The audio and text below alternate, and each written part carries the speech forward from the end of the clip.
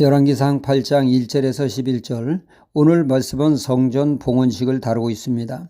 낙성식은 건물을 완공하여 이를 축하하는 의식이라면 봉헌식은 하나님께 성전을 지어 바치는 의식을 뜻합니다. 솔로몬 성전은 성소와 지성소로 되어 있죠. 특히 지성소는 성전의 꽃이요 핵심이라 할 수가 있습니다. 이곳이 바로 하나님이 거하시는 곳이기 때문입니다.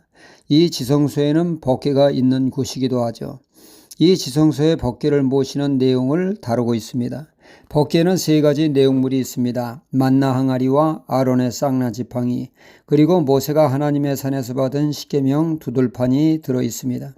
이 셋 중의 핵심은 십계명 두 돌판이 있기 때문에 법궤, 언약궤, 증거궤 등으로 불리게 되어집니다. 법궤를 만나 항아리궤, 아론의 쌍난 지팡이궤로 불린 적이 단 한 번도 없습니다. 궤의 핵심은 말씀이기 때문이죠. 법궤가 법궤다운 것은 말씀의 두 돌판이 있기 때문입니다. 성전이 성전되는 것은 법궤가 있기 때문이죠. 이 말씀의 궤를 국가적인 차원에서 모두가 참석한 가운데 거룩하게 진행되었습니다. 지성소에 법궤가 안치되었을 때 하나님의 영광이 구름이 뒤덮는 하나님의 영광이 함께했습니다. 지성소에 법궤가 안치되므로 성전이 성전다운 면모를 갖추게 되었던 것이죠. 고린도전서 3장 16절에 우리의 몸이 하나님의 성전이라고 하십니다. 우리의 심령 깊숙한 곳인 마음의 지성소에 말씀을 새길 때 비로소 우리 몸이 성전다운 성전이 될 줄 믿습니다. 말씀을 신비에 새기고 말씀에 거할 때 말이죠. 지성소에 안치된 법궤가 밖으로 나온 때는 이스라엘 백성이 광야에서 이동 시 고아 자손에 의해서였습니다. 특별히 법궤가 제사장에 의해 이동 시 놀라운 하나님의 역사가 나타났습니다. 이스라엘 백성이 요단강을 건널 때 제사장이 맨 앞장서 법궤가 나갈 때 요단강이 갈라지고 그로 인해 이스라엘 백성들은 요단강을 걸어 요단강을 통과하는 놀라운 기적을 경험하게 되었습니다. 그리고 가나안의 처성인 여리고성을 점령할 때도 제사장이 맨 법궤가 앞장서 나갔고 그때 여리고성이 무너지고 정복하는 놀라운 하나님의 역사가 있었습니다. 이는 무엇을 뜻합니까?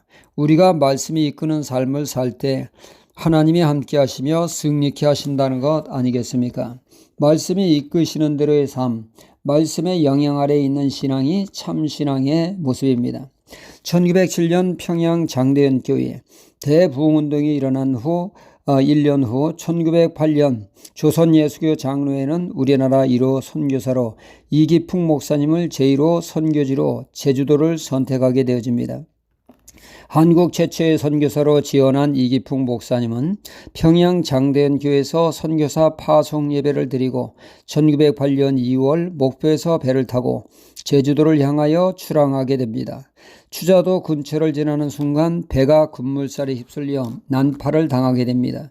이기풍 목사님은 간신히 파손된 배조각을 붙잡고 하나님의 은혜로 추자도에 상륙하게 되고 제주도에 도착하게 됩니다. 이기풍 목사님은 낮이면 말을 타고 순례길을 걷고 밤이면 하늘을 이불 삼아 돌을 베개 삼아 잠을 잤습니다.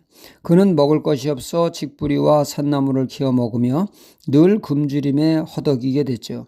제가 그 이기풍 목사님의 비디오를 본 적이 있는데 가장 인상 깊게 자리 잡은 장면은 허기진 배를 움켜쥐고 물레방앗간을 지나는데 마당에 그 나달을 놓아 말리고 있었습니다. 이 목사님은 사방을 둘러보며 그 나달을 한 주먹 움켜쥐고 입에다 털어 놓으려고 할 때 순간 멈추게 됩니다. 그때 말씀이 떠올랐던 것이죠. 십계명에 내 이웃의 것을 탐내지 말라는 말씀이었을 것입니다. 눈물을 머금고 그 나달을 다시 내려놓는 모습을 보면서 저게 바로 크리스찬 삶이구나 하는 은혜를 받았습니다. 고린도서 10장 5절에 모든 이론을 파하며 하나님 아는 것을 대적하여 높아진 것을 다 파하고 모든 생각을 사로잡아 그리스도에게 복종케 하니 말씀을 합니다. 하나님의 백성은 말씀의 통제를 받으며 말씀에 입각한 삶을 사는 것이 진정한 그리스도인의 삶입니다. 우리의 삶의 말씀의 법궤로 앞장 세우고 나아갈 때 하나님이 함께 하시며 하나님의 영광을 맛보게 될 것입니다. 우리의 삶이 자칫 말씀을 무시하는 삶을 살기 쉽고 욕망과 야망을 따라 살기 쉬운 것이 우리네 삶입니다. 늘 삶 속에서 흔들리지만 그럼에도 불구하고 말씀대로 살고자 하는 마음으로 말씀의 삶의 중심을 잡을 때 하나님의 영광이 임할 줄 믿습니다. 흔들림은 있지만 언제나 말씀으로 돌아오는 말씀의 사람이 되어야겠습니다. 할렐루야.